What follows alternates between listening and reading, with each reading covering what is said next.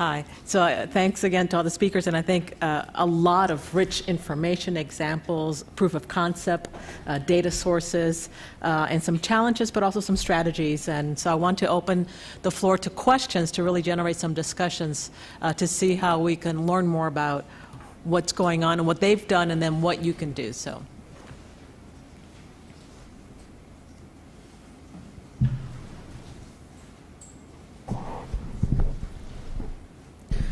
Hi, my name is Mary Emma McCabe, and I'm a member of the forum. My question is for Anne, although the other panelists might have a thought about it too.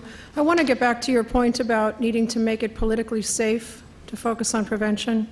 And I know that it involves the election cycle, and not wanting to have costs attributed to you if you need to get reelected. But if you could just share with us some thoughts about what else sort of feeds into that being politically unsafe, and what your thoughts might be about how to make that better. Do we have time for another forum? But I think it's two things. Partially, it's a more informed electorate. And I think it's interesting that in big conclusion ways, there was a lot of parallel between Bob's presentation and mine. The reality is that to improve outcomes for kids is an investment, and you have to look at it that way. And so the more we can make data-driven arguments that X investment here leads to this outcome, and that sort of stands for itself as a very powerful argument, I think the better off we're going to be. And then we need, honestly, elected officials who have thought about this and who have ambitions related to it and have a sort of very, better thought out and sort of a worldview about this. If you watched the most recent cycle of political ads, you would not be encouraged. You drowned kittens. No, you drowned more kittens. I mean, it was not. I think that it will take the very local levels of government, people who care about their neighborhoods and people who care about their counties, to be driving the change that we would like to see at the state level too. I don't know if you wanted to say anything else about that, Bob, because I'm sure you have views as well. You said it well. Okay. I'm intrigued by a lot of conversation about how to access data and use the information, but I heard Anne also talk about how data is used for messaging, and I was very impressed with the dashboard type of picture and how you took a lot of information about how school breakfast tied into health, and yet it was all in one pictorial image. And I wondered if the panel could talk about the use of data and measures for messaging and making political change. It's a little bit of a follow-up to Mary Ann's question. I'll tackle it from the school breakfast front and say that, yes, it's been really, really critical. And to Bob's point of not having sort of sufficient human capital in government, I think part of what drove the success of the school breakfast campaign is the ability to engage outside partners. There are no state general fund dollars for marketing. There just aren't. So when you talk about having outreach campaigns, educating parents, and being able to capture sort of complicated things down to simple graphics like that, that's simply a capacity that most government does not have. But it is really important. And it is what, again, drives the, let's try this, we'll see how it goes, and when we have success, we can communicate about that, and that will lead to more. So it's really a key, and that's, I think, virtually every big issues that the Governor's Office for Children has worked on. Its progress has been made possible by having some national partner that provides that kind of background. So on our hunger goal, it's been Share Our Strength. On our out of school time, it's been largely Charles Stewart Mount Foundation, who's building a statewide network, and we basically move that some of the needs off, to them. They can bring things that the state can't. Just my point of view is I think messaging is important, but that a lot of change, happens incrementally in negotiations between government, non-for-profit agencies, healthcare providers, through the contracting process, through the budgeting process, and I think everybody having more information about what's actually happening to children and families promotes that behind-the-scenes work that actually gets change done. We work very closely with individual policymakers. We have this silly audience of one type of thing we talk about. If we can get to the person who can make change at a whatever level it might be, that's the most important person for now, because in general, the public doesn't really care about a lot of these issues.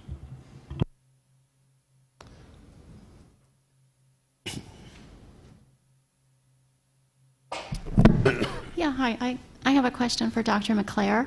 And when you were making reference to the costs that were being spent on disruptive behavioral disorders, and I know that you said that those costs were not increasing in proportion to the other broader costs, but it still seems like it's a sizable amount of money that's going for disruptive behavioral disorders. And given that the research shows that you do have that harsh and inconsistent parenting practices, very unstable, chaotic home environments are definite environmental risk factors for conduct disorder and oppositional defiant disorder. I'm curious to know, in terms of the connecting the dots from a policy standpoint, if this is something where CMS and ACF or HRSA Maternal and Child Health, if they've been interested in that data, especially because there is such a tremendous prevention opportunity with conduct disorder and the oppositional defiant disorder, is that data in terms of the total costs being maybe fed into some of these other agencies or larger policy making to try to further advance the prevention cause?